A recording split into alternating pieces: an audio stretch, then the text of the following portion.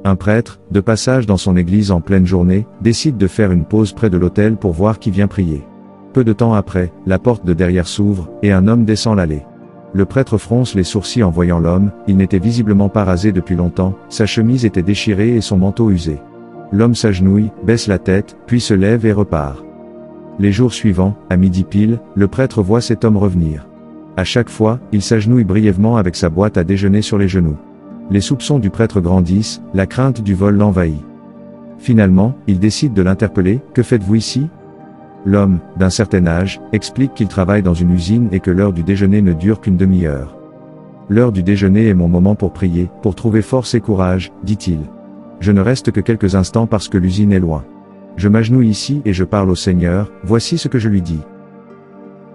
Je suis juste venu te dire, Seigneur, combien je suis heureux depuis que nous avons trouvé cette amitié, et que tu as effacé mon péché. Je ne sais pas vraiment comment prier, mais je pense à toi tous les jours. Alors Jésus, c'est Ben, je fais juste un petit passage aujourd'hui.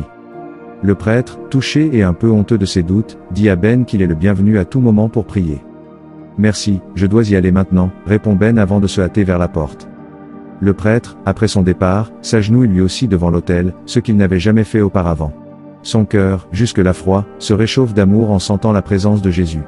Les larmes lui montent aux yeux, et il répète la prière simple de Ben.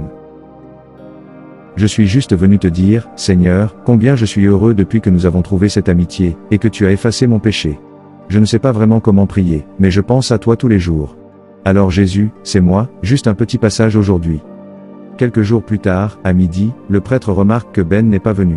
D'autres jours passent, toujours pas de Ben. Inquiet, il se rend à l'usine et apprend que Ben est malade. À l'hôpital, le personnel s'inquiète pour lui, mais ils ont tous été touchés par sa présence joyeuse. Le prêtre découvre que, malgré l'absence de visite, Ben a apporté un sourire contagieux à tout le service. Une infirmière en chef, perplexe, confie au prêtre, « Je ne comprends pas, malgré l'absence de visiteurs, Ben semble si heureux. » Le prêtre reste près du lit de Ben, lui exprimant cette inquiétude. Ben sourit doucement et dit. L'infirmière se trompe. Je ne suis pas seul. Il vient tous les jours à midi, il s'assoit à mes côtés, prend ma main et me dit. Je suis juste venu te dire, Ben, combien je suis heureux depuis que nous avons trouvé cette amitié, et que j'ai effacé ton péché.